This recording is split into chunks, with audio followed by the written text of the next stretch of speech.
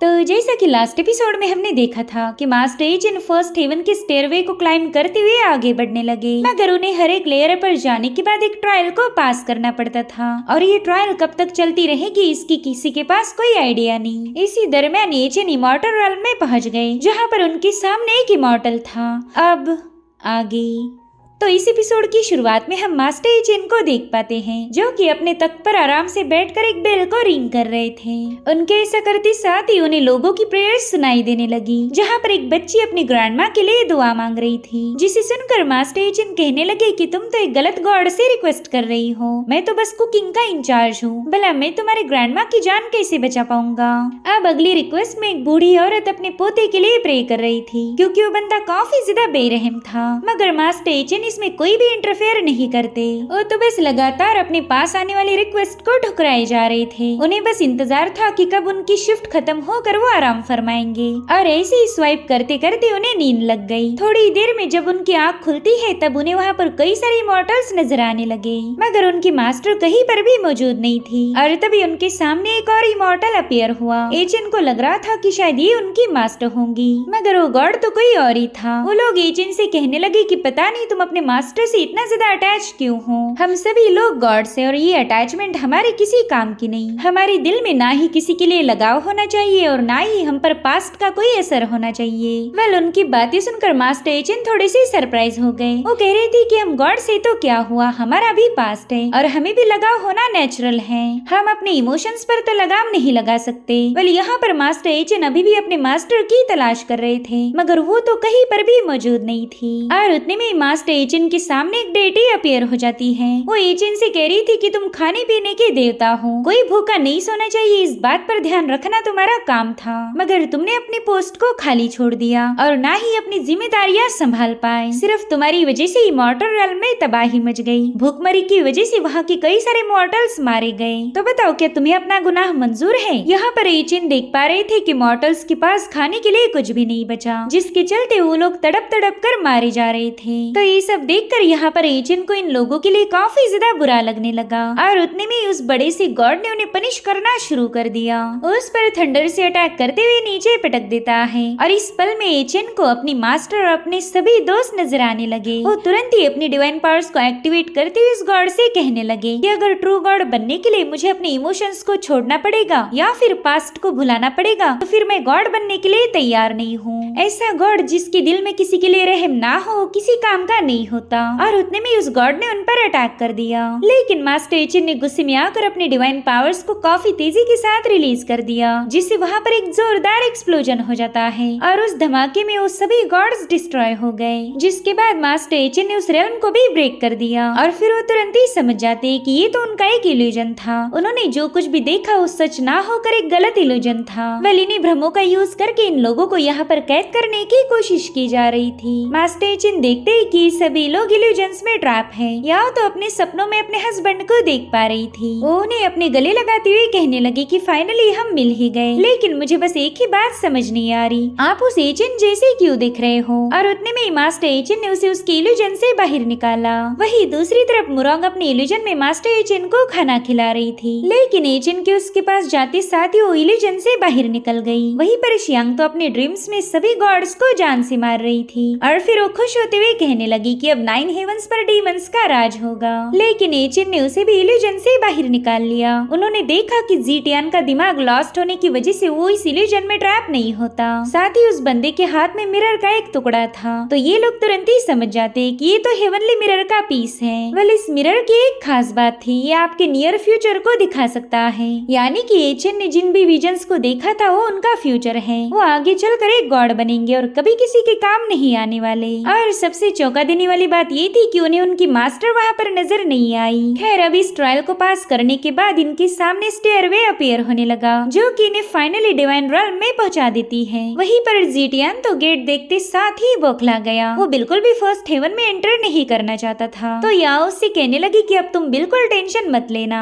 इस बार कोई तुम्हें बुली नहीं कर पाएगा और तुम्हारी ये सीनियर सिस्टर याओ तुम्हारा बदला लेगी। और अब ये लोग उस गेट में एंटर करते साथ ही उनका काफी अच्छे से स्वागत होने लगा। फर्स्ट हेवन के लोग तो इन सभी का वेलकम करने के लिए तैनात थे। वेल ये नजारा देखकर तो ये सभी लोग काफी ज्यादा कंफ्यूज हो गए कि आखिर ये बेरहम फर्स्ट हेवन अचानक से इतना अच्छा कैसे बन गया।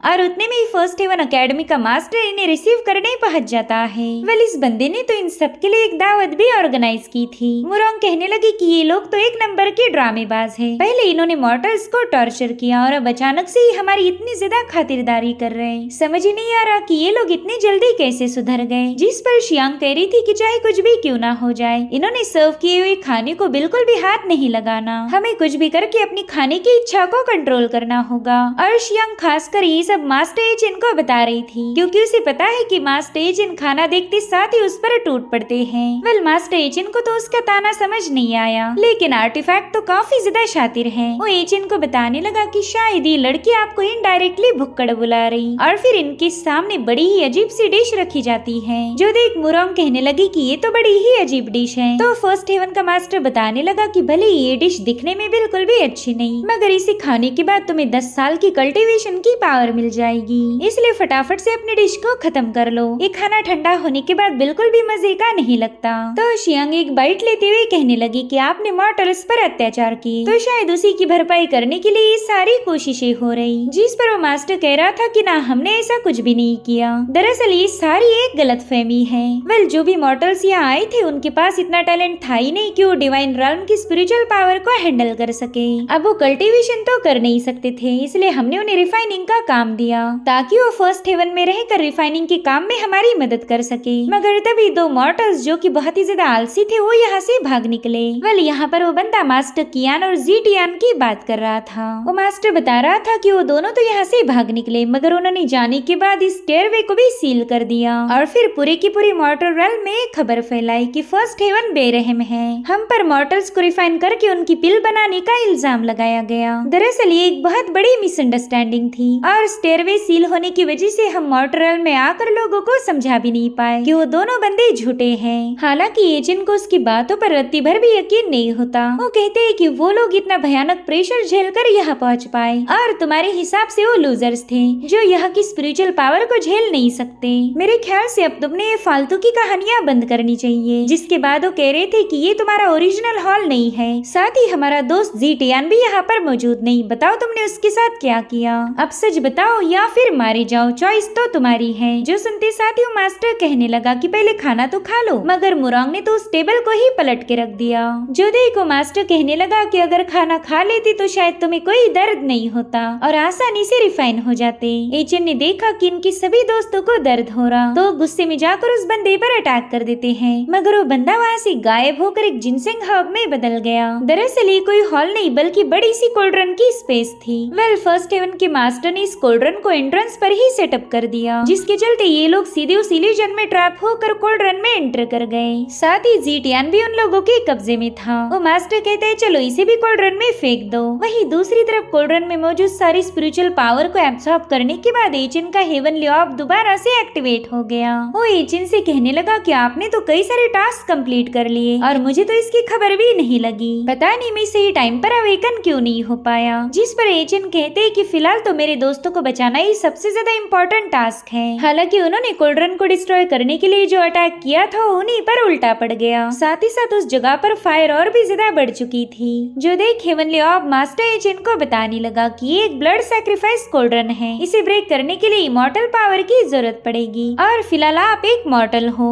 जिसके चलते आप इन लोगों को बचा नहीं सकते। लेकिन मास्टर एचिन अपनी पूरी ताकत लगाते हुए इस कोल्ड्रन को ब्रेक करने लगे। उन्होंने तो ठान लिया था कि वो इस कोल्ड्रन की धज्जियां उड़ाकर ही दम लेंगे। इधर फर्स्ट हेवन के लोग ये देखकर हैरान थे कि उस कोल्ड्रन से बहुत ही खतरनाक एनर्जी रिलीज हो रही। हालांकि वो मास्टर जानता था कि कोई भी मॉर्टल इस कोल्ड्रन को ब्रेक नहीं कर पाएगा। इधर हेवनली ऑर्ब मास्टर एचिन को बार बार समझाने लगा कि प्लीज ऐसा ना कीजिए वरना आप खुद ही मारे जाओगे। लेकिन एचिन को खुद की परवाह तो बिल्कुल नहीं थी। उन्होंने बस उस कोल्ड्रन पर मुसलसल पंचे सीट करना शुरू कर दिए थे, जिससे वो कोल्ड्रन बुरी तरह से शेक होने लगी। इस पल में मास्टर एचिन को कुछ पुराने विजन्स नजर आते हैं जिसमें अपनी सबसे पुरानी दोस्त शाओनिंग को देख पा रहे थे। वेल ये चिन जब फर्स्ट टाइम मॉर्टर वर्ल्ड में आए थे तब शाओनिंग ही उनकी पहली दोस्त बनी थी। वो परेशान होते हुए कह रही थी कि यार चाहे मैं कितना ही अच्छा खाना क्यों ना बना लूं, ये बिजनेस तो बिल्कुल भी नहीं चल रहा। एचेन तो उसे वहाँ देखते साथ ही काफी ज्यादा शॉक हो गए क्योंकि जहाँ तक उन्हें पता है शाओनिंग की तो मौत हो चुकी थी। उतने में शाओनिंग उनसे कहती अरे तुम तो वापिस आ गए, चलो जल्दी से खाना खाने बैठ जाओ। मॉर्टर वर्ल्ड में स्पिरिचुअल पावर बिल्कुल ही कम है। यहाँ के कल्टीवेटर्स खाने के जरिए ही अपनी स्पिरिचुअल पावर को एब्जॉर्ब कर पाते, मगर यहाँ के मुकाबले हेवनली realm काफी ज्यादा अलग है। वहाँ पर तो तुम बड़ी आसानी के साथ स्पिरिचुअल पावर को एब्जॉर्ब कर सकते हो। इनफैक्ट ज्यादा पावर्स हासिल करनी रही तो एलिक्सर पिल भी बनाई जाती, मगर वहाँ पर ऐसा डिलीशियस खाना तो नहीं मिलने वाला। इसीलिए तुम जब तक भी मॉर्टर realm में हो यहाँ के खाने के मजे लेते रहो। असेंड होने के बाद ये मौका तुम्हें नहीं मिलेगा। वैसे तुम्हें लॉ ऑफ जंगल तो पता ही होगा, यहाँ पर बस स्ट्रॉन्ग ही सर्वाइव कर सकता, मगर पता नहीं वो लोग ये क्यों भूल जाते हैं कि जिन कमजोरों को मार रहे उन्हें भी जीने का हक है। इमॉर्टल वर्ल्ड में तो फिलहाल ऐसे ही होते जा रहा, वो लोग कमजोरों को मार के उनकी पिल्स बनाकर कंज्यूम कर लेते हैं। मेरे ख्याल से हेवनली realm के लोगों में डिसिप्लिन की कमी होगी, जिस पर एजेंट कह रहे थे कि अगर उनमें डिसिप्लिन की कमी है तो उन्हें जबरदस्ती डिसिप्लिन सिखाना होगा। जो सुनते साथ ही शाओनिंग तुरंत ही जाकर एजेंट की हाइट को खुद के साथ कंपेयर करने लगी। वो कह रही थी अरे वाह तुम तो बड़े हो गए, अब तो मुझे तुम्हें हर एक चीज सिखाने की कोई जरूरत नहीं। बस एक बात याद रखो, मॉर्टल realm हेवनली realm से काफी ज्यादा अलग है, तो यहाँ पर तुम्हें केयरफुल रहना पड़ेगा। तभी एचेन शाओनिंग को बताने लगी कि मैंने हेवनली मिरर में मेरे एसेंशन के बाद वाले फ्यूचर को चेक किया था। आपको तो पता ही है कि वो मिरर फ्यूचर के इवेंट्स को शो कर सकता,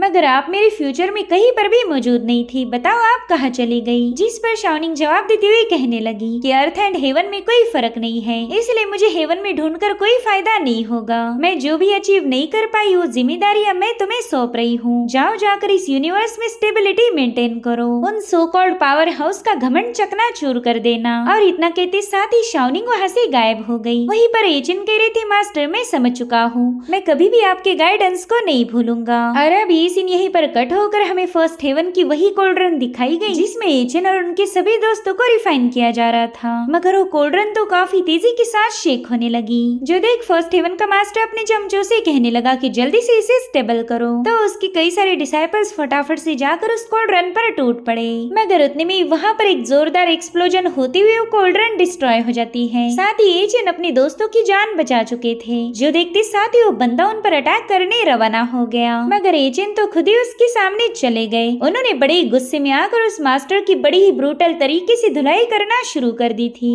वहीं पर एजेंट के जूनियर्स तो ये सब देखकर काफी ज्यादा शॉक हो गए, क्योंकि उन्होंने आज तक भी मास्टर एजेंट को इतने गुस्से में नहीं देखा था। वेल मास्टर एजेंट ने तो उस बंदे को पतंग जैसे उड़ाना शुरू कर दिया था और फाइनली उस बंदे का काम तमाम हो गया, जिसके बाद सीन शिफ्ट होकर हमें नाइन हेवंस कोर्ट की स्पिरिचुअल बर्ड लिन शॉ दिखाई गई। वेल इसी ने याओ की स्पिरिचुअल पावर को सील करके उसे मॉर्टल realm में भेज दिया था, ताकि याओ खुद होकर मास्टर एजेंट को वापस हेवन में ले जा पाए। और यही वजह थी कि याओ ने बार बार इस बंदी को गालियां दी। वेल लिन शॉ सोच रही थी कि याओ को तो यहाँ से जाकर आधा दिन गुजर गया, यहाँ का आधा दिन मतलब मॉर्टल realm के कई सारे महीने हो गए, मगर अभी तक तो उस कमबख्त याओ की कोई खबर नहीं आई। मेरे ख्याल से अब मैंने ही मॉर्टल realm में वापस जाकर डिवाइन लॉर्ड को वापस लाना चाहिए। याओ से तो इम्पोर्टेंट काम होने से रहा। और उतने में लिन शॉ का परिंदा वहाँ पर पहुँच जाता है, वो उसे बता रहा था कि लॉर्ड एजेंट हेवनली realm में वापस आ गए। वेल इस खबर को सुनते साथ ही लिन शॉ तो काफी ज्यादा खुश हो गई। अब ये सीन यहीं पर शिफ्ट होकर हमें एक मिस्टीरियस केव दिखाई गई, जहाँ पर एक बंदा अपनी जूनियर को बता रहा था कि जब से सेलेस्टियल स्टेयरवे सील्ड हुआ था तभी से हेवनली realm और मॉर्टल realm के दरमियान का कांटेक्ट टूट गया, और इसी वजह से मैं भी तुमसे बात नहीं कर पाया। बताओ तुम कैसी हो? मॉर्टल realm शायद तुम्हें भाग गई थी। खैर अब तुम वापिस आ ही गई हो तो हमारे मेन मकसद को मत भूलना, याद रखो तुम मुझे डिसअपॉइंट नहीं कर सकती।